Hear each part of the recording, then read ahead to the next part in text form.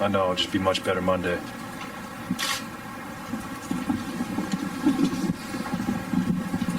Clay, I know you were talking about how you're looking forward to playing here in front of friends and family. What was that like, just first time playoff game here at Staples or Crypto? Despite the outcome, it was great. Despite my performance, it's still an awesome thing for me to do. I mean, I get to go see my mom and dad right now, my nephew and my brother, and still something I don't take for granted. So I'll enjoy. It wasn't how the game was playing, but that's just how the game was going. And for me, I'm never a force guy. I've always been a guy, let the game come to me and make my imprint when needed. LeBron, were you surprised at how you dominated this team, this particular game at home? I don't want to say we dominated them. I think we played the game the right way. And one thing we were not very good at in game two, we went Chance to even out the series and go home. So as ugly as this was tonight, we have an opportunity to respond on Monday. So there's no point in just dwelling on it and hanging our head and getting discouraged, because we've been through more adversity than a 2-1 deficit, and we know how to respond. We've done it in our existence, our 10 years here.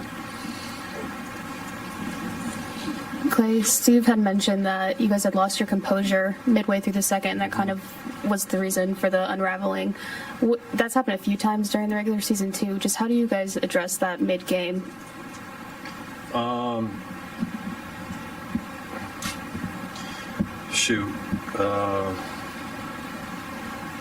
Just being mentally tougher and coming together as a team rather than splintering. I think the turnovers and our fouling, and that's on me. Playoff career high, 6 turnovers. It's inexcusable. So Monday I'll be better and more sure with the ball, make better decisions, and can't send them to the line as much as we did. 37 times, way too many. So Monday, those will be points of emphasis for us, is being sure with the ball and limiting our turnovers, or not fouling. Were you getting kind of drawn in at different kind of angles with some of those turnovers? What do you think caused No, it? I just think I just made errant passes, and it was that simple. I just wasn't a sharp, crisp pass like I'm used to, and I'll watch the film and I'll respond, and I'll play much. Like you said, we're relatively new to each other, so every time we get an opportunity to come together, either through a practice or a bus ride or a plane, a trip, or a game, it's another opportunity for us to continue to learn each other, continue to get better, and continue to build our chemistry. And today was another example of that. LeBron, by not shooting in the first quarter, was this another case of you just let the game come to you and let it build along the way? Well, obviously, you see the way D'Lo started the game. I think he had our first 11, and then AD free. And, for me, I saw those two go down, and I believe I'll follow that up with a transition spin move on Draymond with a float over the top. And then we was able to get a stop. I was able to hit a three across from their bench, and then we just started going. And we went from, like you said, down 7, I believe, at one point, to having 11 point lead at halftime. So just try to feed off the fans, feed off our ability to defend, and just put the pressure on them. Next. LeBron, D'Lo was in here a couple of minutes ago, and he said that when the trade was made, all the trades that happened at the deadline, he thought there was potential, but he thought it would take a little longer period of time, especially with the injuries. Are you surprised that it has gelled so quick? I think you guys haven't lost a home game since late March. To shoot the outside shot, but we're a paint team first, and then we spray out for threes or for the perimeter. And I think tonight we just played more Laker basketball and trying to control it that way.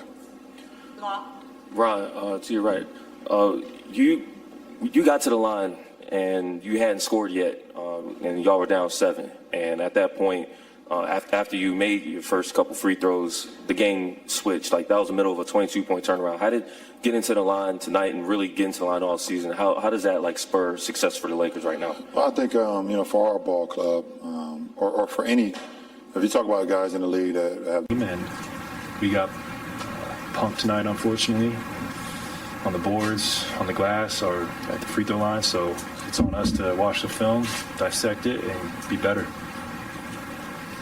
Clay, on that note, what's key in adapting to how the game is called, even if that might change game to game?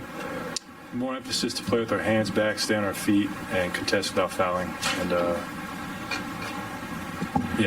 do those three things and put ourselves in good position. Again, his 5th all-time in the NBA's playoff rebounding list now.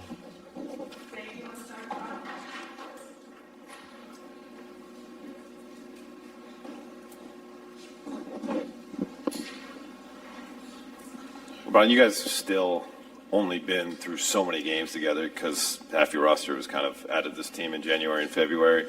As you go through these challenges, like dropping a game by a wide margin, I was on the shelf for 4 weeks, but one thing I noticed that how the team just clicked in my absence. So I knew right away once I came back I could fit in and we can play some good basketball. I knew that. I knew guys were playing for one another. Guys were playing hard. We were sharing the ball, and we was playing the way that we envisioned the Lakers to play. And it's resulted in us being in the second round of the playoffs up until this point. LeBron, congrats on the win. You spoke about the hot start from D'Lo and AD, only one ball in this game. But how did you feel like your defense affected things, especially early on when things were a little tighter? Well, I said that after game 2 that no matter what goes on, we hang our hat on our defense. We're one of the best defensive teams in the league, if not the best. And in order for us to reach our potential, we have to defend at a high level. And there's not one team in this league that tests you at that 8 minutes. Every single possession going against a team that with so much firepower. LeBron, obviously. Performance, not only for myself, but the whole team. So this one stings, but we don't have a lot of time to dwell on it because we know we have a great opportunity ahead of us. Steph mentioned the fast break where he threw it to you and you weren't looking. What was happening there? Were you thinking the ball's not, obviously you're not thinking the ball's